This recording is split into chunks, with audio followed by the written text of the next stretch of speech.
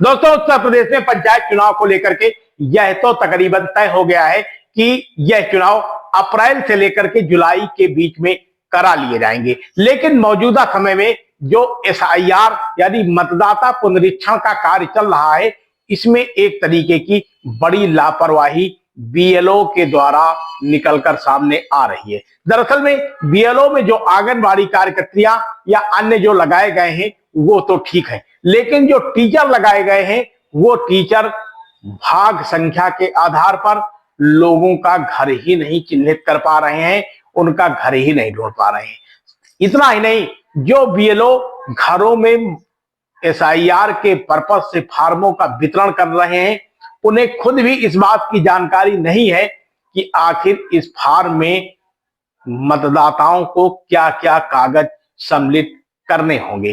कुछ मतदाता ये बता रहे हैं कि केवल इस फार्म को भरा जाना है, फर्स्ट पार्ट भरा जाना है और सेकंड पार्ट को बीएलओ स्वयं भरेंगे, जबकि कुछ मतदाताओं का कहना है कि इन ऊपर के पार्टों को भरने के बाद बैक साइड के फार्म में जो 10 बिंदु निर्धारित हैं, इनके आधार पर उनको कागज भी सम्मिलित करने होंगे। यानी अलग अलग मत हो गए हैं। इससे मतदाता भी कंफ्यूजन की स्थिति में है और इस कंफ्यूजन को दूर करने के लिए मतदाता स्वयं बीएलओ से संपर्क कर रहा है। ऐसे में बीएलओ को भी कोई जानकारी नहीं हो पा रही है।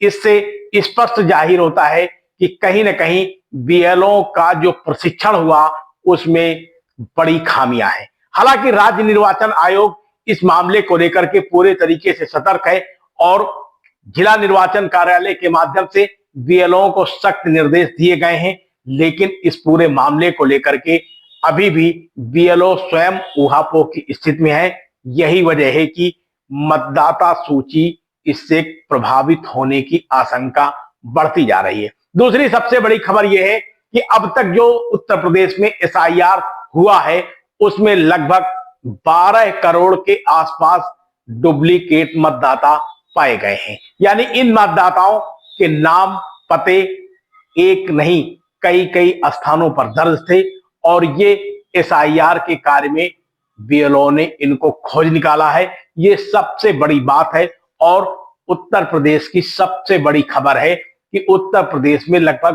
12 करोड़ ऐसे मतदाता हैं जो डुप्लीकेट मतदाता थे। अब उन्हें मतदाता की सूची से बाहर कर दिया जाएगा। दोस्तों, एक और भी खबर है कि 10 दिसंबर तक जो एसआईआर कराया जा रहा है उस सूची को कंप्यूटर में फीडिंग का कार्य पूरा कर लिया जाएगा। तो यानी आपके यहां भी यदि बीएलओ पहुंच रहे हो तो उनका भी आप सहयोग करिए और जो भी डॉक्यूमेंट्स, जो भी औपचारिकताएं हैं उनको पूर्ण करिए ताकि आपका मतदाता सूची से नाम गायब ना हो सके। इसके साथ साथ ही निर्वाचन आयोग ने यह भी व्यवस्था की है कि किसी भी दशा में जो मतदाता सूची 13 जनवरी तक अंतिम सूची प्रकाशित होनी थी, उसको अब 6 फरवरी के आसपास मतदाता सूची का अंतिम प्रकाशन कर दिया जाएगा। तो ये दोस्तों पंचायत चुनाव को लेकर के बड़ी खबर है, ताजा खबर है और लगातार हम पंचायत चुनाव को लेकर के खबरें दिखा रहे हैं।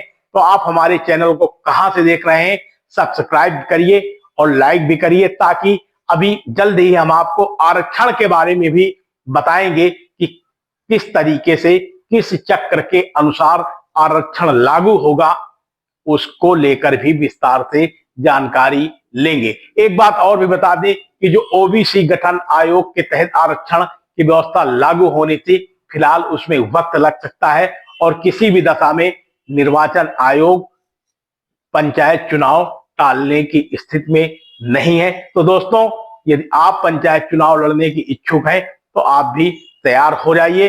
फिर मिलते हैं किसी नई खबर में। बहुत बहुत धन्यवाद आपका। आप देख रहे हैं शपथ समाचार।